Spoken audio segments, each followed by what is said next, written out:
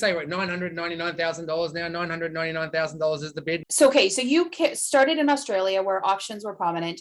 You moved to the States and you started doing the same thing there. Were you like new to, like, was that very, very new? Are you kind of like breaking ground and blazing a trail? What does it all look like?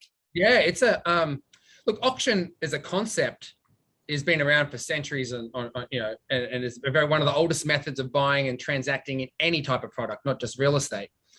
However, when I did move over here from Australia, I feel the Australian style probably very similar to the Canadian style, being the same, British system, but the US system is very different.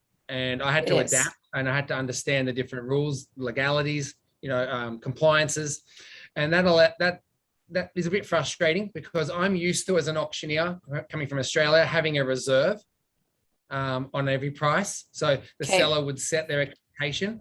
Now, the only problem we have in California is that if you have a reserve, the MLS stipulates that you have to advertise that number from day one of marketing, which really defeats the whole purpose of having an auction. You might as well, that's just a listing price then.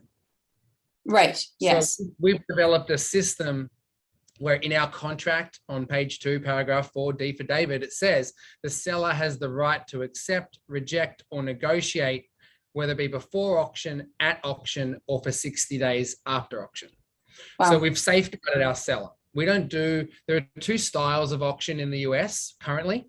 There's an absolute auction and there's a live auction. So a lot of my competitors will do what is called an absolute auction. I'm totally against them for the reason that it really holds the seller ransom. And what it means is, on auction day, let's just say your home's worth $1 million, Nicole, but on auction day, the highest bid is 600. Guess what I'm doing? I'm an absolute auction. Sold. And you're done. You don't have a chance. No options to reject it. Option. Ouch. The only way you could cancel the auction is if you paid those auction companies a fee between $75,000 and $150,000 to cancel. So they really hold your ransom on that. A lot of those companies, and I'm not going to say their names because I'm not about bashing my competitors, but a lot of those companies, they don't get a lot of repeat business. They do these big one-offs and they charge astronomical fees of between 5 and 15% buyer premiums. Wow. Okay. Now, a buyer is still happy to pay that because on most commonly they're getting the property. The buyer pays it. Buyer. Wow. So the buyer's paying a 5 to 15% premium on top of the purchase price at close of escrow to the auction company. But they're still happy to do that, generally speaking, because they know that they're going to get the property at a discount. If it's worth $1 million and they bought it for $6 million, they're saving $400,000. So what's $100,000 fee? Exactly, right?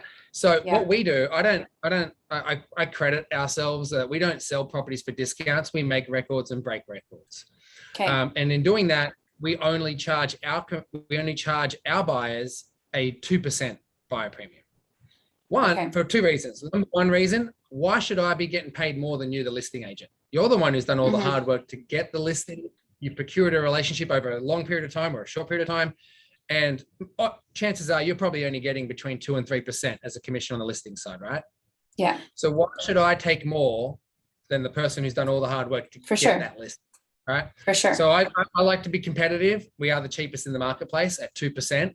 And that works well for us. But I do a live auction. The live auction leaves a lot more control and a lot more education in the hands of the sellers, because every open house, nobody's getting in without giving us their name, their number, and their email. Right. If they give it to you, they don't have to come in. There's no, we're not trying to be rude, but we have a duty of service to our seller that we want to be able to bring everybody and ask them for feedback. That feedback is 4 questions. 1, Nicole, did you like the house? Yes or no? What did you like about it? What didn't you like about it? And the 4th question, the most important, very bluntly asked, what would you pay for it? On the report, it'll say Nicole came through the house, liked the kitchen, didn't like the bathroom, would pay $750. Right.